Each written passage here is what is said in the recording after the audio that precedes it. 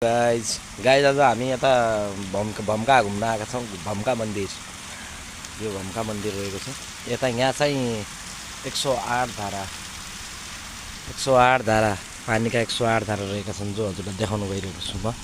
Guys यो पानीको 108 धारा, जहाँ चाहिँ तपाईँले नुहायो भने तपाईँको मनोकामना पुरा हुन्छ।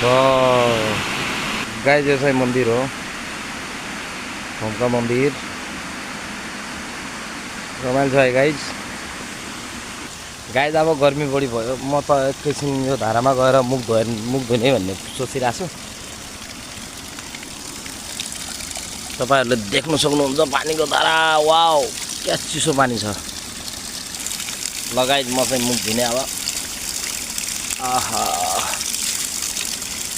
गजब चिसो पानी छ गाइज। गर्मीको मौसममा यस्तो चिसो पानी पाउनु भनेको त भाग्यमानीकै काम हो है गाइज। अब मेरो पेसेन्जरहरू आइसक्यो, अब म चाहिँ घरतिर लाग्ने भयो। ल बाई।